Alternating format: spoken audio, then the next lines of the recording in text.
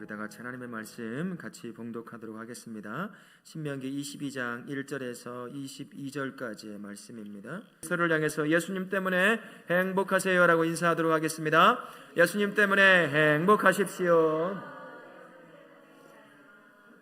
투표하셨습니까? 라고 물어보면 투표 다 하셨을 거예요. 하나님의 백성은 이 땅에 살아도요, 동시에 하늘 시민이기 때문에 하늘나라 시민법을 쫓아 살아갑니다. 그 모습이 뭐냐면 어려운 사람을 바라보는 눈이 세상 사람과 예수님이 없는, 즉 하늘나라를 살아가지 않는 사람들과 다른 눈이라고 하는 것입니다. 이웃의 어려움과 아픔을 보고 적극적으로 그들에게 도움의 손길을 펴는 사람, 그 사람이 하늘 시민법을 쫓아 살아가는 삶인 거죠. 그래서 하나님의 백성은 소유를 잃고 힘들어하는 이웃을 못 본 채 하지 않습니다. 자기 탐욕을 채우기 위해서 생태계의 질서를 파괴하지 않아요. 아니란 생각으로 다른 사람을 위험에 빠뜨리는 일을 하지 않습니다. 모렴치한 행동으로 상대 배우자에게 상처를 주지 않아야 하는 사람, 그 사람이 하늘 시민권을 가진 자로서 하늘나라의 시민법을 쫓아 살아가는 사람의 삶의 모습이다라고 하는 거죠. 성경에 시민권이라는 이야기가 아주 드물게 나와요. 이제 신약에 바울을 통해서 나오는데, 그 시민권이라는 그 단어를 통해서 이 땅에 발을 딛고 살아가는 사람임과 동시에 하늘나라를 살아가는 사람이 어떤 권한을 가지고 살아가는지를 설명해 주거든요. 그래서 바울이 말하고 있는 1차적 시민권이라고 하는 것은 로마 시민권이라고 할 수가 있어요. 일반적 의미로는 뭐라고 되어 있습니까? 시민으로서 누리는 권리라고 합니다. 로마 시민권은 뭐냐? 로마 시민들에게 주어지는 자유권입니다. 그러니까 지금보다는 아닐지는 모르지만 이 고대 시대에 굉장히 큰 자유를 누리며 살았습니다. 행동의 자유, 사상, 재산, 신앙의 자유가 보장되는 그러한 때였습니다. 로마 시민권자가 그것을 누리게 되는 거죠. 국가의 정치에 적극적으로 참여할 수가 있었습니다. 그리고 법적인 권익을 보호받는 그러한 사람이 로마 시민권을 가진 사람이었어요. 로마 시민권을 획득하는 방법이, 전쟁에서 공을 세우면 아무리 이방의 민족이라고 해도, 유색인종이라고 해도 로마의 시민권을 가질 수가 있었습니다. 그리고 또 한 가지로는요, 로마에 공헌한 시가 있으면 그 시에 살아가는 모든 사람이 전부 다 로마의 시민권을 획득할 수가 있었어요. 이것이 이제 때로는 대를 물립니다. 그의 자녀가 태어나면 그 시민권을 갖는 거죠. 우리나라에서 태어나면 아무리 외국인이라고 해도 우리는 어떻게 될까요? 우리나라에서는 우리나라 시민권이 주어지나요? 우리나라는 아닌 걸로 알고 있어요. 그죠? 우리나라는 아닙니다. 근데 미국 같은 경우는 엄마 아빠는 아니어도 태어나면 미국 시민권이 주어져요. 놀라지 마세요. 비행기를 타고 가다가 미국 영공을 딱 넘어가는 순간 출산하면 그 아이는 미국 아이가 되는 거예요. 땅에 안 들어가도 돼요.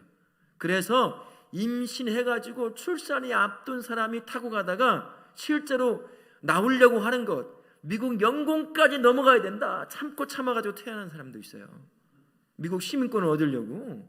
그래서 한때는 그 임신한 여성분들을 의심의 눈초리를 바라봤습니다. 그래서 진짜 뭐 이렇게 여권이나 이런 거를 비자 같은 걸 잘 주지 않을 때가 있었어요. 이처럼 로마 시민권을 가지면 지금의 미국의 시민권과 같은 그런 능력이 있었던 거죠. 아무도 쉽게 건들지 못했어요. 바울이 그 사람 중에 한 명입니다. 처음에 바울이 로마 시민권을 가진다는 것을 몰랐던 사람들이 그를 잡았거든요. 그래서 괴롭혔어요. 고문 같은 것을 했단 말입니다. 모르고. 그런데 자기가 로마 시민권자라는 걸 딱 밝히니까 모든 군인과 천부장이 깜짝 놀라요. 이게 죽은 거나 마찬가지인 거예요. 로마의 시민권을 가지고 있는 사람을 특별한 이유 없이 잡았잖아요. 범죄자로. 그리고 신문하고 고문도 하고 때렸단 말이죠. 그러면 이거 항소하면 이 사람 죽을 수도 있는 거예요. 그런 능력이 있었습니다. 이것이 태어나는 자녀들에게 세습되기도 하고 돈 주고 사기도 했다고 그래요. 바울을 잡았던 사람이 돈 주고 시민권을 얻었던 사람 중에 한 명이에요. 그리고 바울은 그의 부모가 어떻게 됐건 그의 부모를 통해 로마의 시민권을 얻은 사람입니다. 그러니까 로마의 시민권만 있어도 굉장한 권리를 누릴 수 있었습니다. 로마의 지배권에 있는 모든 나라에서 함부로 손을 못 댔죠. 지금도 미국이면 미국 사람이 어디에 포로로 잡혀 있다, 인질로 잡혀 있다 그러면 국가가 움직여요. 그 한 사람을 살려내기 위해서 특수부대를 보내가지고 반드시 끌고 옵니다. 최소한 시체라도 가져오는 거예요. 그리고 협상을 통해서 끌어오는 거예요. 그래서 자기 나라에 대한 자부심을 갖게 만들어요. 우리 성도들은 이 땅에 대한민국의 시민권을 가짐과 동시에 어디에 또한 시민권을 가지고 있어요? 하늘나라의 시민권을 가지고 있어요. 우리 하나님이 미국의 바이든 대통령보다 못할까요? 더 잘하실까요? 더 잘하셔요. 미국의 대통령은 내가 어디에 포로 있으면, 자기 시민이 포로 있으면 군인을 보내서 어떻게 해서든지 죽은 시체라도 끌고 온다지만 우리 하나님은 그렇게 하지 않아요. 목숨을 내걸고 나를 지키시는 하나님이셔요. 영원한 생명을 주시는 하나님, 그분이 나에게 시민권을 줬습니다. 그러니 우리가 비록 이 땅에 가진 건 별로 없어요. 잘난 것 별로 없죠. 그래도 우리가 그래서 기죽어 살아야 되겠어요? 대답 좀 해보세요. 아우 나 철한 아파트 못 사는데, 아우 나 이만큼 돈 없는데, 못 배웠는데, 기죽어 살 필요가 없다는 거예요. 전능하신 하나님이 나에게 하늘나라의 시민권을 줬단 말이죠. 어깨가 쫙 펴져. 교만함이 어깨가 아니라 당당함의 어깨인 거예요. 우리가 돈이 없이 하나님이 없어요? 안 그래요? 돈만 없어요. 다 있어. 하나님 있으면 다 있는 거 아니에요? 돈만 없는 거잖아요. 하나님 있으면 그 대신 다 채워지는 거 아니겠습니까? 그러니 주어진 자리, 돈 없는 것 때문에 기죽지 마시고 하나님으로 인하여 하늘나라 시민권을 갖고 있는 자로서 당당하게 사실 수 있기를 바랍니다. 아멘. 우리 첫 번째 말씀 보겠습니다. 1절부터 12절 말씀 보겠습니다. 하나님의 백성은 이웃의 재산과 생명을 보호하기 위해 최선을 다해야 한다고 합니다. 이웃의 잃어버린 가축이나 물건을 보면 어떻게 조치해야 될까요? 형제에게 반드시 돌려주어야 합니다. 이번 주 주일날 오후 예배 때에는 잃어버린 것 주인이 없으면 어떻게 한다고 그랬어요? 내 것이 된다고 했거든요. 랍비의 율법에도 그게 나와 있어요. 그러나 하늘나라의 시민권을 가지고 있는 사람들은 그러지 말아야 된다는 거예요. 실제 이스라엘 백성에 이런 하나님의 말씀이 있었어요. 그런데 시간이 흐르면서 어떻게 변질됐어요? 신약시대에 가면서 주인 없지? 네가 주웠지? 네 거야. 이렇게 변질되어 가는 거예요, 사람은. 그러나 원래 그렇지 않다는 것입니다. 또한 길을 가다가 둥지에 있는 새를 포획하려 할 때 주의할 점이 있어요. 새끼와 어미를 동시에 잡아서는 안 됩니다. 어미는 놓아줘야 또 알을 낳잖아요. 새끼는 잡고 알을 가져갈 수는 있겠지만, 그 다음에 새 지붕을 지을 때 지붕에 꼭 설치해야 될 것은 무엇이죠? 난간을 설치해서, 우리처럼 이게 세모난 지붕이 아니라서 난간으로 올라갈 수 있어요. 지붕으로. 그렇기 때문에 난간이 없으면 자칫 잘못되면 떨어져서 다치거나 죽을 수도 있으니까 다른 사람의 생명과 안전을 위해서 난간을 설치하라, 그 얘기를 하고 있습니다. 하나님은 생명을 내걸고 나를 구원하셨어요. 그리고 지금도 성령을 통해서 함께 하시며 우리의 삶을 친히 인도하시며 지켜내십니다. 이 모든 것이 은혜로 이루어진 거예요. 은혜로 구원받고 은혜로 동참하고 그 은혜 가운데 하나님의 보호함을 누리며 사는 존재입니다. 그렇다면 이제 그 은혜를 나에게만 멈춰 있는 것이 아니라 다른 사람을 향해서도 흘려보내야 되지 않겠어요? 다른 사람을 보는 거죠. 그들의 형편을 보는 겁니다. 그리고 내가 하나님의 은혜 가운데 보호함을 받는 것처럼 다른 형제와 자매, 지체, 이웃을 보고 돕기도 하고 또는 보호하기도 할 수 있는 것, 그게 바로 성도, 하늘 시민권을 가진 자가 살아야 할 삶의 모습이라는 것을 기억하시기를 바라겠습니다. 첫 번째 은혜 나누는 걸 보시겠습니다. 하나님의 백성은 이웃의 어려움을 방관해서는 안 됩니다. 설령 이웃을 돕는 것이 조금 벅찬 부분이 있다 하더라도 최선을 다해서 어렵고 힘든 그러한 지체들, 그들을 도울 수 있는 마음을 갖고 나에게 있는 작은 것을 흘려보내는 것, 그게 하늘나라 시민권을 가진 성도라는 것을 기억하시길 바랍니다. 성도는 연약한 자를 절대로 못 본 척해서는 안 되는 존재라는 거예요. 우리 주변엔 여전히 도움이 필요한 자들이 있어요. 못 본 척해서는 안 된다라는 것입니다. 성도라고 하는 존재, 그 존재는요, 하나님의 전적인 은혜로 그 신분이 허락됐습니다. 그죠? 내가 성도라는 신분을 얻기 위해 내가 무슨 그것에 대해서 어떤 유익을 끼쳤습니까? 아무것도 없어요. 그냥 은혜 가운데 받아 누리는 것이 바로 성도라고 하는 것이에요. 그래서 특권처럼 우리에게 주어진 것이다 라고 할 수가 있습니다. 성도가 성도됨의 전적인 하나님의 은혜라고 하는 것은 분명한 이유가 있어요. 삶에 대한 방향을 제시해 줍니다. 내가 가지고 있는 모든 것들이 이제 내 것이라는 얘기일까요? 내 것이 아니라는 얘기일까요? 고백하기 참 힘들죠. 내가 죽어라고 돈 열심히 해서 벌었는데 내 것이 아니라고 고백할 수 있을까요? 쉽지가 않아요. 그러나 예수 안에 있다는 그 이유만으로 이젠 은혜 가운데 사는 존재이기에 내게 속해 있는 내 생명을 시작으로 해서 모든 것이 하나님에게 속한 것, 하나님이 주인이다 라고 하는 그런 고백과 같습니다. 그래서 언제든 하나님이 필요하다라고 하면 어떻게 할 수 있을까요? 드릴 수가 있는 거예요. 대답이 안 나오잖아요. 쉽지 않다는 얘기죠. 그러나 고백이 돼야 돼요. 입으로 고백되고 삶으로 고백되고, 누구를 통해서 나에게 주시는 은혜를 사람들에게 흘려보내는, 작은 것들을 흘려보내는 그런 삶을 통해서 하나님의 주인됨이라고 하는 것이 이렇게 고백되어지는 것 같아요. 물질만을 말하는 게 아니에요. 시간, 나의 노력, 힘, 나의 마음, 나의 감정, 누군가를 향해서 은혜를 받은 만큼 흘려보내는 연습이 계속되면 조금씩 자연스럽게 모든 것이 하나님의 것입니다 라고 하는 고백이 이루어질 수가 있다라는 거죠. 그래서 성도는, 전적으로 은혜를 누리는 성도는요, 언제든 필요하다면 내가 가진 것을 포기할 수가 있습니다. 이웃을 향해서 흘려보낼 수가 있는 거죠. 마태복음 10장 8절에서 예수님이 이렇게 말씀해 주셨어요. 너희가 거저 받았으니 이자 받고 주어라. 그렇게 말했을까요? 거저 주어라 그랬어요. 참 부담스러운 말이에요. 사실은 이게 여전히 욕심이 살아있는 우리에게는 부담스럽고 짐이 될 것 같은 말씀입니다. 그러나 그렇게 흘려보내는 인생의 하나님은 절대로 무관심한 분이 아니라는 것. 그래서 나의 시간도, 나의 노력도, 나의 작은 물질도, 나의 건강도 누군가를 위해 거저 받은 것이니 주인이 하나님이시니까 이제 하나님께서 원하시면 누구를 향해서도 흘려보낼 수 있어야 한다는 겁니다.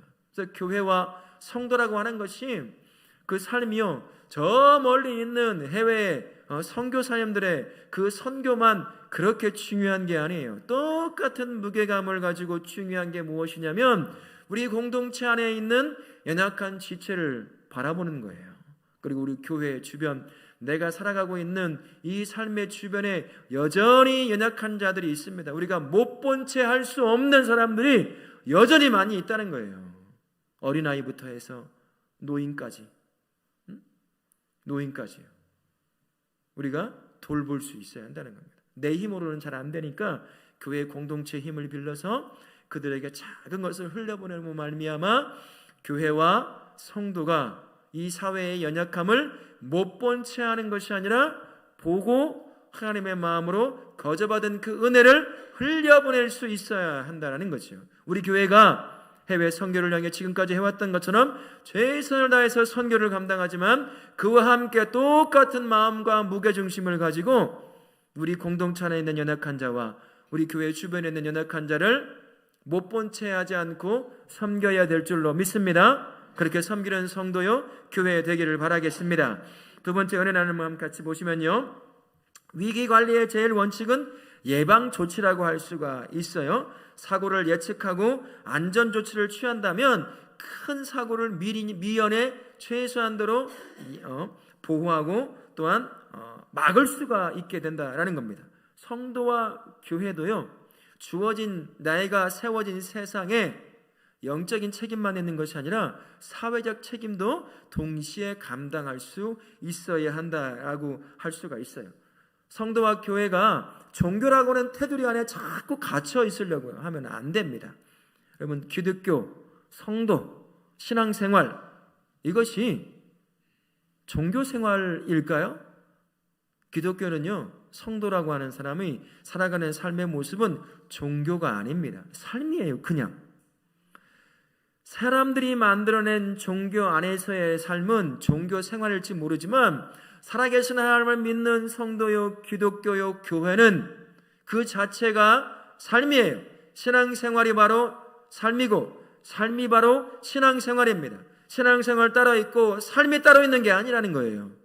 그 자체가, 살아가는 모습 자체가 바로 하나님이 세우신 삶의 모습이요, 신앙생활이요, 우리가 살아가야 될 삶의 모습이다라는 거죠. 그러니까 성도는 종교인이 아니고, 교회도 제도적인 의미에서는 교회라고, 종교라고 말할 수 있겠지만, 종교 그 이상이 기독교요, 교회라고 할 수가 있는 겁니다.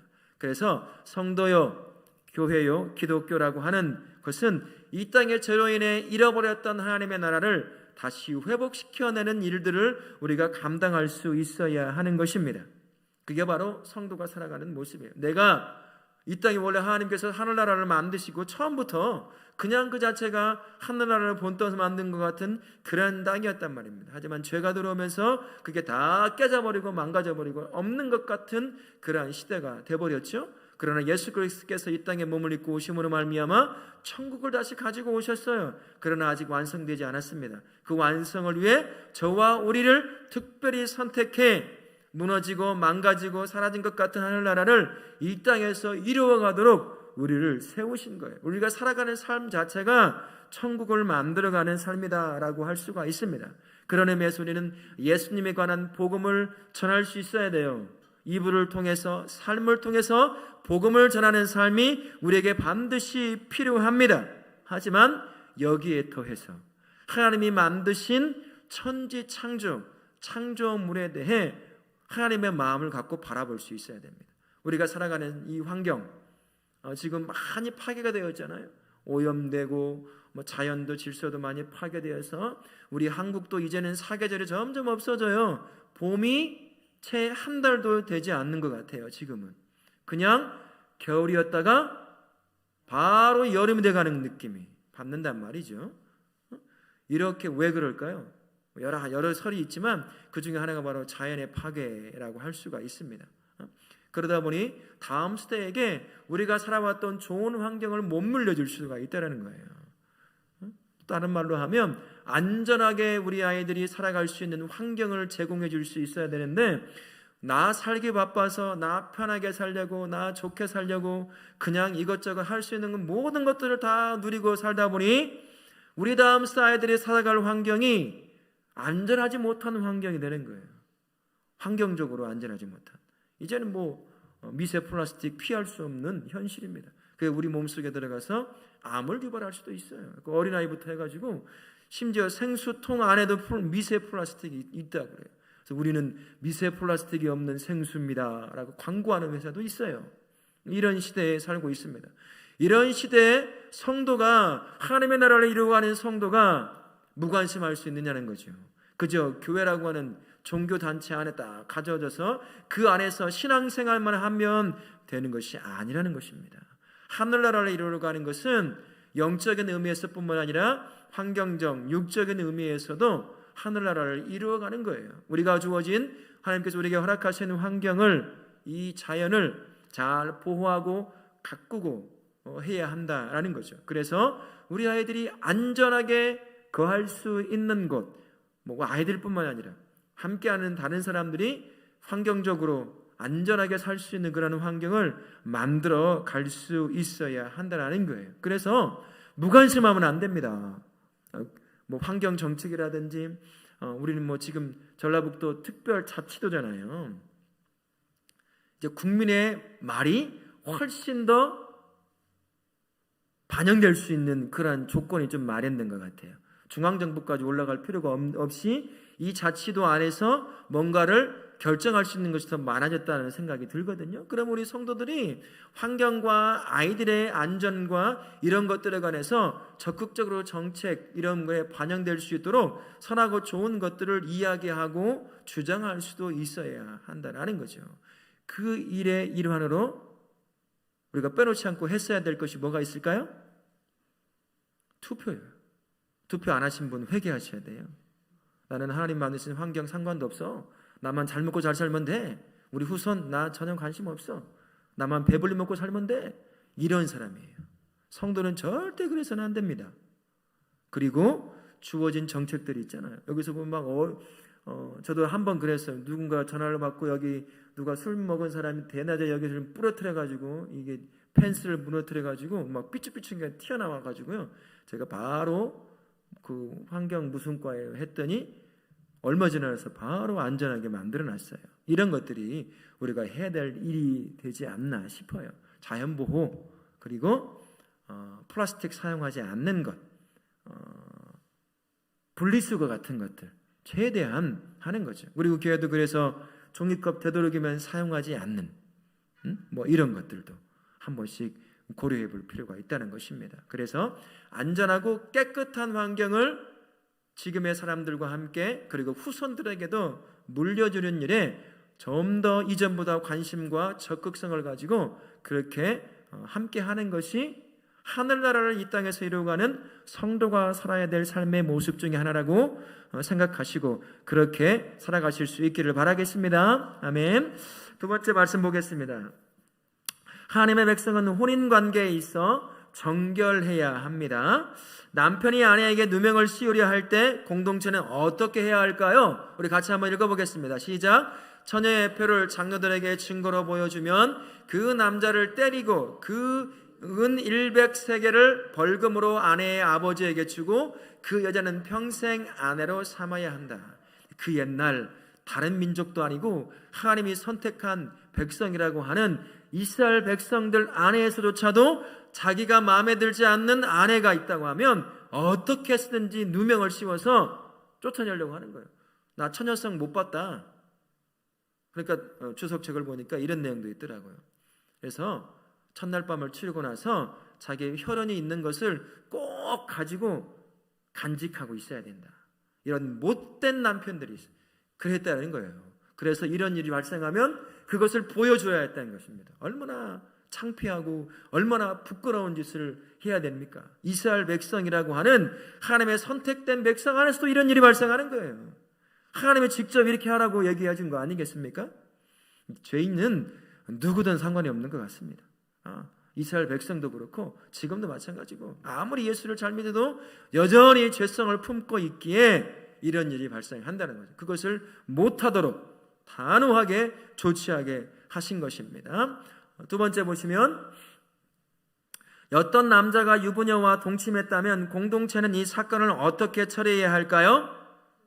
두 사람을 죽여 이스라엘 중에서 악을 제거해야 합니다. 참 무섭게 징벌을 내리신다는 것을 알 수가 있어요. 공동체 안에 죄가 머물지 못하도록 하나님이 그 일을 행하고 계시다는 것을 알 수가 있습니다. 성도는 결코 깨지지 않는 완벽한 조화를 이루는 성삼위 하나님의 삼위의 하나님을 바라볼 수 있어야 돼요. 삼위의 하나님 완전히 다르신 분 같지만 완전히 똑같으신 분, 우리 머리는 이해가 안 되는 성삼위 하나님이 조화롭게 서로의 관계가 이루어지는 것처럼 우리 안에서도 남녀와의 관계, 부부와의 관계, 자녀와의 관계, 다른 공동체 안에서의 지체와의 관계도 이처럼 조화로움을 이룰 수 있어야 한다는 거죠. 그 일을 하려고 한다면 뭐가 필요할까요? 존중이라고 하는 것이 필요합니다. 다른 사람을 인정하는 거죠. 그 사람의 독특함을 인정해주고 존중할 수 있는 것, 그가 악을 만들어내고 갈등을 만들어내고 분열을 아픔을 만들어내는 일이 아니라고 한다면 그의 다름을 존중해 줄 수 있는 것이 있어야 돼요. 나와 다르다고 해서 다르게 바라보면 안 되겠죠. 그런 것처럼 우리 안에서도 서로를 존중함으로 말미암아 서로에게 좋은 관계가 항상 있는 그런 공동체로 세워주실 수 있기를 바라겠습니다. 마지막 세 번째 은혜 나눔을 보시면 하나님은 가정의 거룩함을 깨는 그 어떤 부정적인 행동도 용납하지 않으셨습니다. 지금은 어느 때냐면요, 남녀와의 관계가 그냥 합의에 이루어지면 우리 한번 살아봅시다. 서로 마음에 드는데 그러고 사는 거예요. 그것이 보편화됐습니다. 그걸 안 하면 바보 천치가 같은 그런 취급을 받는 시대가 되었어요. 이런 시대라고 하더라도, 다 이렇게 간다고 하더라도 성도와 교회라고 하는 존재는 그렇게 해서는 안 됩니다. 하나님이 원하시는 가장 선한 남녀과의 관계를 보여주고 가르쳐주고, 부부가의 관계를 보여주고 가르쳐서 그렇게 하나님이 세우기를 원하시는 그런 관계와 가정을 세울 수 있어야 한다라는 것입니다. 하나님이 처음 세우신 공동체가 어떤 공동체일까요? 부부예요. 부부. 그러면 하나님께서 뭐라고 말씀하셨어요? 결코 나누지 못하게 하셨다 하는 겁니다. 예수님께서도 분명히 말씀하셨어요. 마태복음 19장 6절에 이렇게 말씀하십니다. 우리 같이 한번 나오나요? 스크린 있나요? 제가 안 올렸나 보네요. 제가 한번 읽어봐 드릴게요. 그런즉 이제 둘이 아니요 한 몸이니 그러므로 하나님이 짝지어 주신 것을 사람이 나눌지니라. 나누고 싶으면 나누라. 그런 건가요? 나누지 못할지니라. 사람이 나누지 못할지니라. 왜요? 하나님이 짝지어 한 몸 되게 하셨기 때문에. 남녀가 사귀고 결혼해서 부부가 되는 것은 하나님이 허락해서 하신 거예요. 예수 믿는 사람만이 아니라 안 믿는 사람도 다 마찬가지입니다. 똑같다는 거죠. 결코 쉽게 만나서 쉽게 헤어지는 것이 남녀가의 관계가 아니라는 것입니다. 세상에 아무리 그렇게 돌아간다고 하더라도요, 남녀가의 관계와 그 관계를 통해서 만들어진 가정이라고 하는 관계가 굉장히 중요하다는 것을 알고 그것을 교회와 성도가 보여주고 가르칠 수 있어야 한다는 것입니다. 세상은요, 내가 마음에 들고 하면 그냥 동거를 그냥 해버려요. 남녀관계가 그냥. 지금은 그게 별 문제가 되지 않는 그러한 시대가 되었습니다. 쉽게 만나서 살다 보니 마음에 안 들어. 그래 그냥 떠나버리고 헤어져 버리는 거죠. 심지어 자식까지 낳았는데도 그런 일이 발생하게 됩니다. 그러다 보니 남녀가 만나서 결혼을 하고 부부가 되고 가정을 이루는 것들이 중요하게 여겨지지 않아요. 언제든 깨지고 갈라지고 이혼할 수 있는 것이다. 내 마음에 안 들면 내가 죽겠는데. 그러다 보니 가정이 약해지면요, 무엇이 또 약해질까요? 사회 전반적으로 이 결속력이 약해져요. 아이를 안 낳는 것도 그 중에 하나겠죠. 국가 전체가 어려움을 당하게 된다는 것입니다. 가장 핵심적인 공동체라고 할 수 있을 부부와 그 부부를 통해 만들어지는 가정이라고 하는 것이 약해지면 사회 전체가 약해지게 너무나 당연한 결과가 아니겠습니까? 그것을 교회와 성도가 그냥 보고 받아들일 수는 없다라는 것입니다. 하나님이 기뻐하실 수 있는 것들을 그것을 가르치고 알려주고 보여줘서 쫓아올 수 있도록 해줘야 될 필요가 있다라는 것입니다. 교회 안에서 성도가 그 모습을 보여줘야 돼요. 그 중에 하나가 뭐가 있을까요? 저도 중고등부를 담임할 때 이제 복음 부목사로 섬길 때 순결 서약이라고 해본 적이 있어요. 반지를 만들어서 그것을 하는 분을 초청해가지고 순결 강의를 듣고 어떻게 몇 주간을 하고 그 다음에 이제 순결 서약 반지도 끼워주고 그런 것들을 했습니다. 그래서 내 몸의 소중함을 유지하고 그럼과 동시에 다른 사람의 몸도 소중하다는 것을 알려주는 거예요. 세상 사람들이 하고 있는 그 흐름을 그냥 다 그렇게 하는데 어떻게 하겠어? 그거 안 하면 바보 천치 같다는데 어떻게 하겠어라고 내버려두서는 안 된다는 거예요. 부모의 책임이 있잖아요. 그것을 보여줘야 됩니다. 가르쳐줘야 돼요. 그리고 성도, 먼저 믿는 부모, 믿음의 세대라고 한다면 자녀들이 남녀과의 관계 그리고 그 관계를 맺다가 결혼을 하게 되고 가정을 이루는 이 모든 관계들을, 이 과정들을 부모된 입장에서 보여줘야 될 필요가 있습니다. 저는 여러 가지 말들이 있지만 자녀들이 결혼을 하지 않는 여러 이유들 중에 하나가 이 엄마 아빠를 봐서 그래요. 힘들어 죽는 얘기만 하고 다녀요. 입에다.